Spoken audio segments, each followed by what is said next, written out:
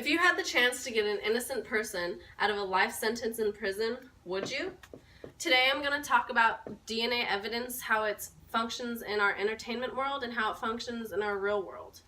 So DNA evidence is any biological material including blood, saliva, semen, hair, skin cells that can be used to lead investigations, to prove or disprove crime, and to pin certain suspects or victims to the crime. Matching crime data to a suspect or victim is over 99% accurate.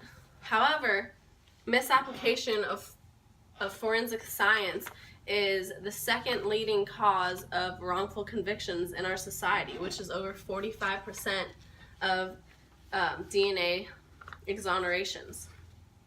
This can be caused by unreliable or invalid forensic research, misconduct, mistakes, and misleading testimonies. So in our common crime TV shows such as Dexter, CSI, Law and Order, we commonly see false implications of how DNA evidence is used. We see everything being finished in a span of 40 minutes when in reality DNA evidence takes over 50 hours to process.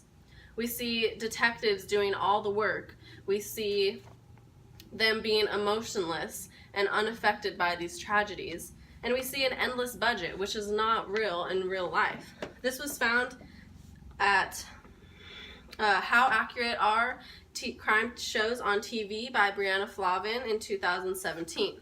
So now that you know about DNA evidence and how it functions in TV, I'm going to tell you about a real-life project called the Innocence Project, which is a project that exonerates the wrongly accused by DNA evidence and helps to prevent further injustice in the criminal justice system, and also helps the exonerees after they've been released. It was founded in 1992 by Peter Neufeld and Barry Scheck at Cardozo School of Law. They were both lawyers at the time, and they both thought if DNA evidence can be used to prove people guilty, then why can't DNA evidence be used to prove innocent people innocent? So this led to their project, which has now had over 350 DNA exonerations. 20 of these people had served on death row.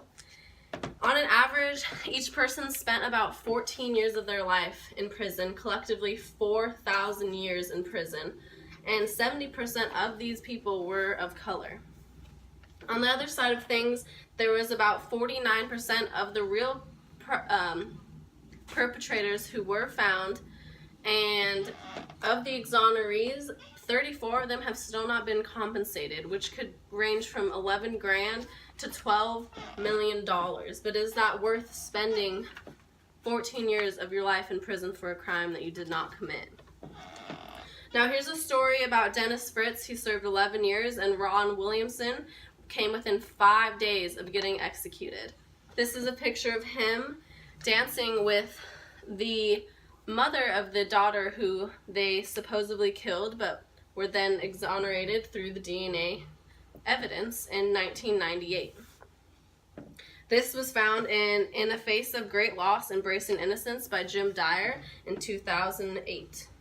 The impact of this project has led to over 100 laws being passed for the prevention of wrongful convictions, and 32 of the 50 states now have compensation laws. Obama passed a Tax Relief Act in 2015, which helped the compensated money not to be taxed. This was found for the wrongfully convicted, time runs short to get tax relief, Matt Ferner, 2016.